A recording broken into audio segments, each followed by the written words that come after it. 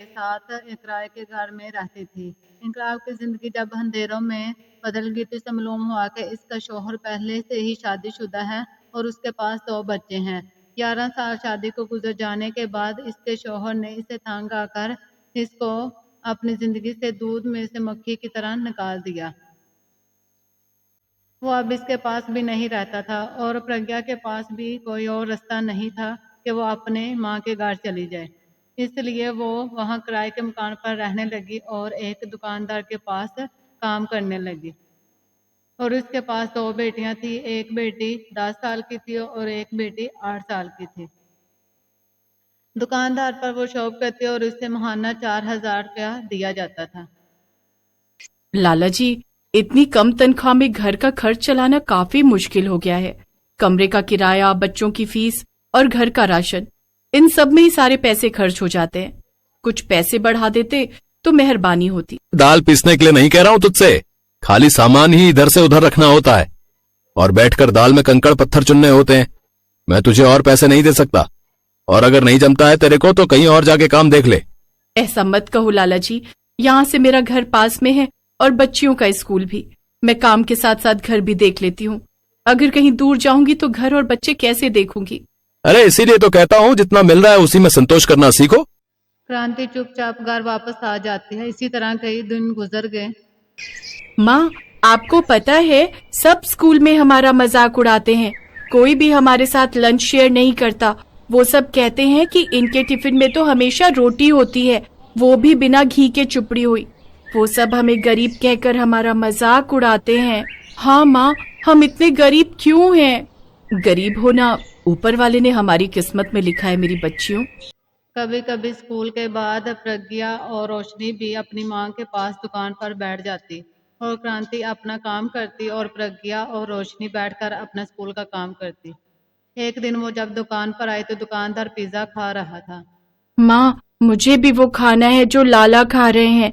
मेरे स्कूल में काफी बच्चे लाते हैं ये पिज्जा, लेकिन वो बहुत महंगा आता है बेटी, और तुम्हारी गरीब माँ की इतनी हैसियत नहीं कि वो तुम्हें ये खिला सके। नहीं नहीं नहीं, मुझे कुछ नहीं पता, मुझे खाना है। अच्छा तू रुक, मैं अभी लाला जी से मांग कर देखती हूँ। क्रांति घबराते हुए लाला जी के पास आई। मालिक, बिटिया का बड़ा मन है ये पिज्जा खाने का, अगर आप थोड़ा सा टुकड़ा। ए चल चल, तुम गरीबों की हैसियत नहीं है इसे खाने की। जानती भी है कितना महंगा आता है ये, हैं? ये तो हम बड़े लोगों के शौक हैं। चल जा अब। आंखों में आंसू लिए क्रांति प्रज्ञा से तू बोली, दुखी मत हो मेरी बच्ची, मैं तुझे फिर कभी पिज्जा खिला दूंगी। चल अब तुम पढ़ाई कर लो। एक नजर वो किताब पे डालती और दूसरी नजर लाला के पिज्जे पर। लाला पिज्जा खा रहा था तो पिज्जे में बाल निकल आया। उसने गुस्से से वो पिज्जे का टुकड़ा फेंक दिया।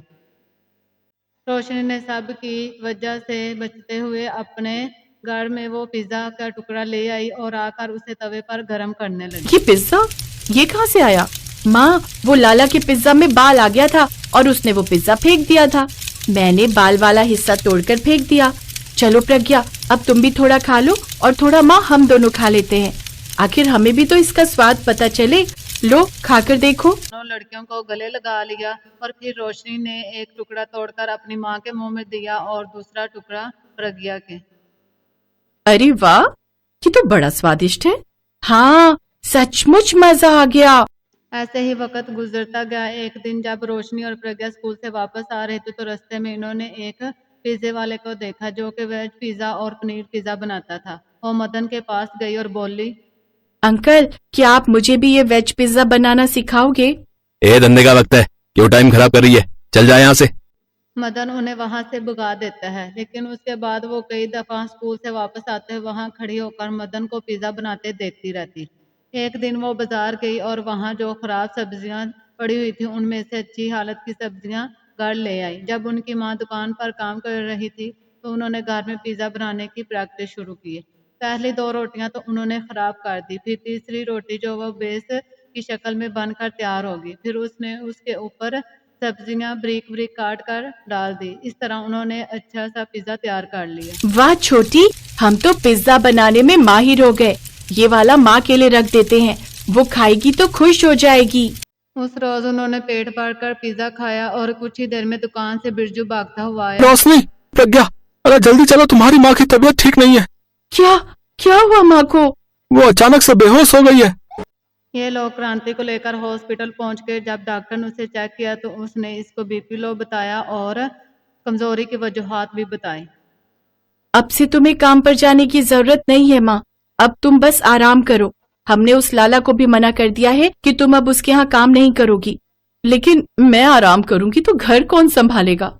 हम दोनों हैं ना माँ। अब आप बस आराम करो।